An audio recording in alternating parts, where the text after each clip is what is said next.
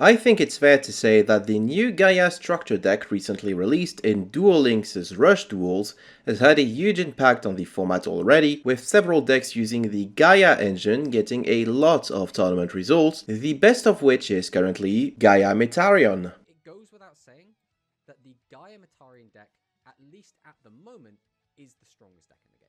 This has led players to decrying Gaia as a tier 0 deck, which automatically makes it a bad thing and Rush Duels are worse off for it.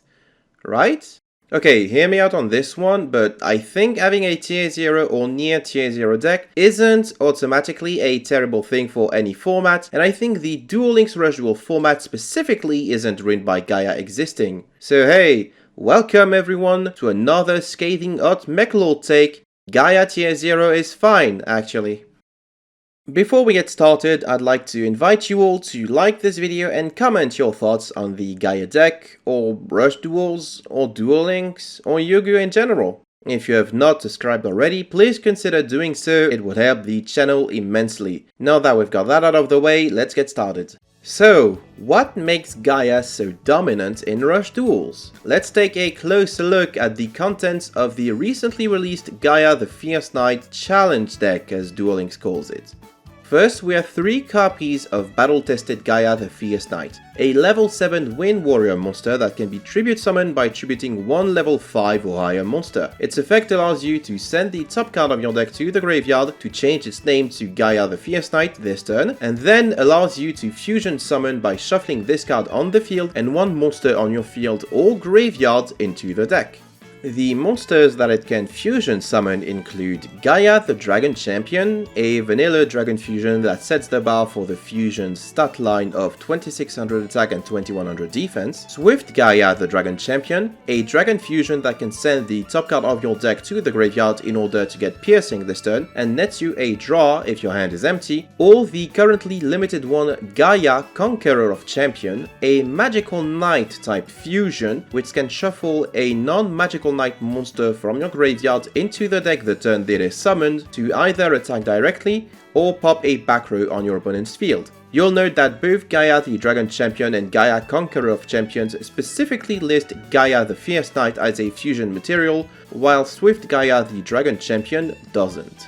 On top of that, we also have Chain Slime Dragon Champion mode, which can be used to fuse a level 7 warrior type and a level 5 dragon type by sending them from your hand or field to the graveyard, kinda like polymerization. And also, we got one copy of the legend card Polymerization, which you can only play at 1 anyway because it's a legend, unlike the more accessible fusion, which can only fuse monsters on the field.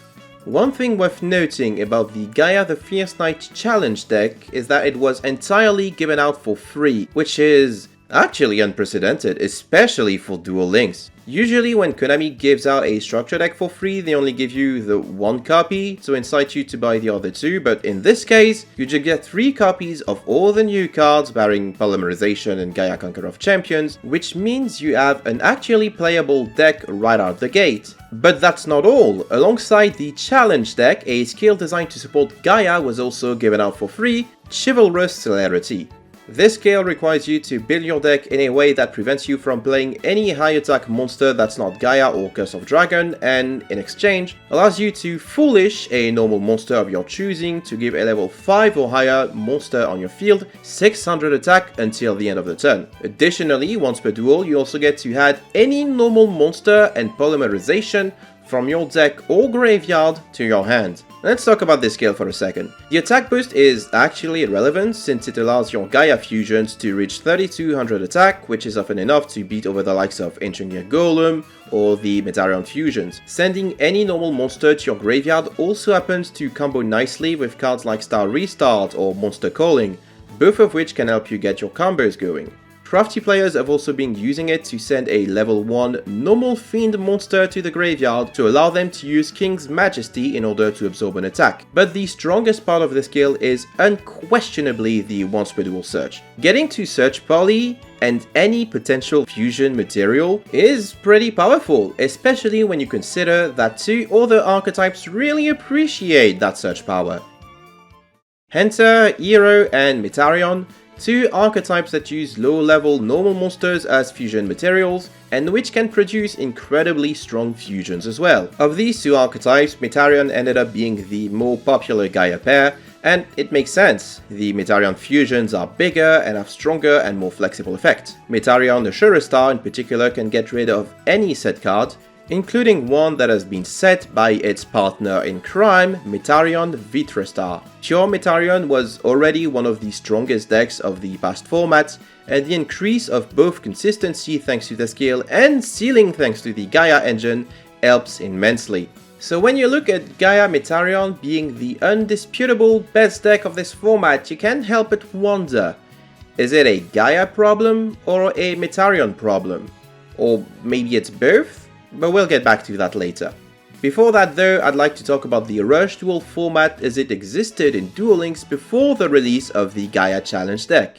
It sucked ass! The format was defined by two extremely oppressive OTK decks, Psychics and Dragons. Psychics had access to a skill that let them foolish or search a wide variety of cards in order to enable fusion-heavy combos that resulted in an OTK, and Dragons pretty much did the same thing. Basically, if you were unfortunate enough to leave monsters in attack position against either of these decks, chances are you were going to get OTK'd because both of these decks had absurd boss monsters that could either boost themselves to huge attack values or drop your own monster's attack to 0.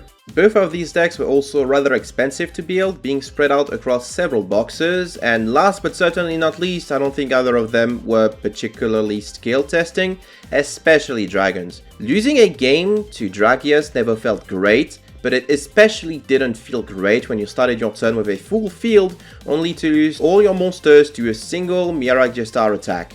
Before the release of Gaia, Metarion was also an OTK-centric deck using Type Change Beam to turn all of your opponent's monsters to Warrior type before Ashura Star boosted itself to an absurd attack. There were also very few things one could do to prevent these OTKs from happening. There are very few playable trap cards, two of which being Negate Attack and Buffering Slime, which can stop OTKs but also have to deal with the insane amount of back row removal currently in the game. Hey, here's Ashura Star again. In short, the format used to be defined by two incredibly sacky OTK decks with very few things you can do to stop them, and now it's defined by a more powerful, less sacky deck that still has OTK potential, mind you, but does require some crafty deck building and sequencing, and I think that's for the better.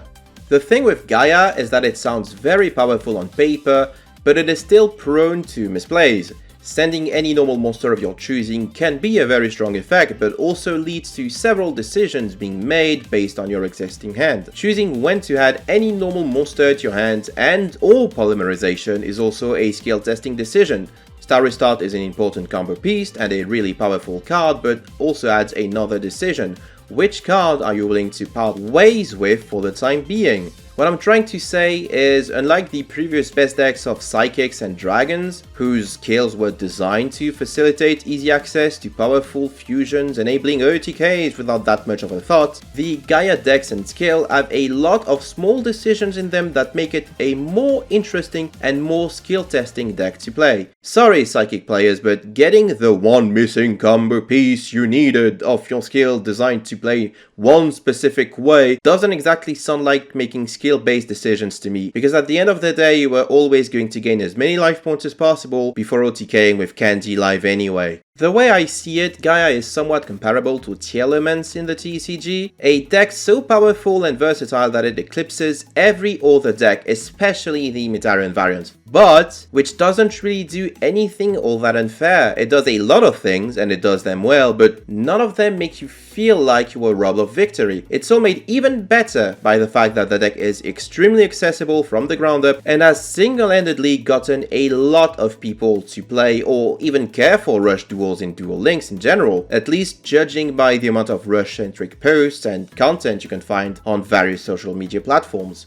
This being said, it goes without saying that Gaia definitely needs to be addressed. As fun and interesting as they are, tier 0 formats aren't necessarily healthy in the long run, and Gaia decks are overwhelming to face if you're not playing Gaia or any of the previous top tier contenders. One way you can try and fix this is by changing the skill and making it less generic. If you make it so you can only search specific fusion materials, you do hit the consistency of non-pure Gaia decks considerably. Another way you could do it would be by hitting cards. Battle-tested Gaia feels like a prime candidate for a limit 3 to ensure that it conflicts with Star Restart, which is played in both Hero and Metarion builds. While we're at it, I also feel like we need to talk about another powerful card, Metarion the Star. It is, I feel, the strongest card of the deck and the reason why the Metarion variant dominates. Moving it to limited 3 would be a consequential hit to pure Metarion builds as well, but probably a well-deserved one. The card's just too good. Last but not least, while it's not exactly related to Gaia, I'd also like more impactful, non-legend trap cards that work outside of battle. The disparity of back row removal versus the actual back row worth playing is laughably bad at the moment, and getting only one copy of a specific situational trap card every 3 months or so doesn't exactly do much to fix this, but I guess that's a whole other topic.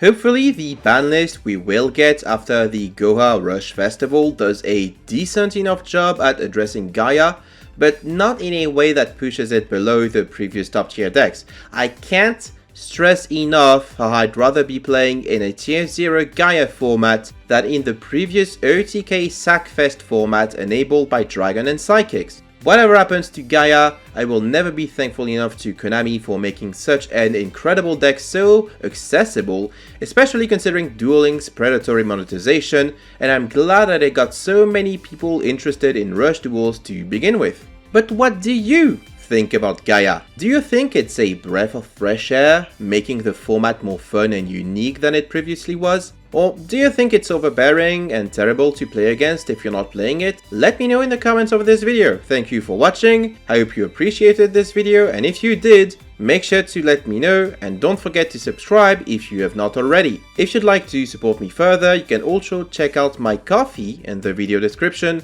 where you can make a one-time donation or a monthly pledge. I'd like to thank my Ko-fi donators in the form of Dingus, Towdage Voice 0, Jimmy, Zinnia, Yannick, Sile, Mark Lu, Fortune 16, Old Price, the Abyss Actor Guru, and Exorcist. Thank you all for the support. And that'll be it for today's video. Thank you for watching once again. Take care everyone, and I will see you all next time.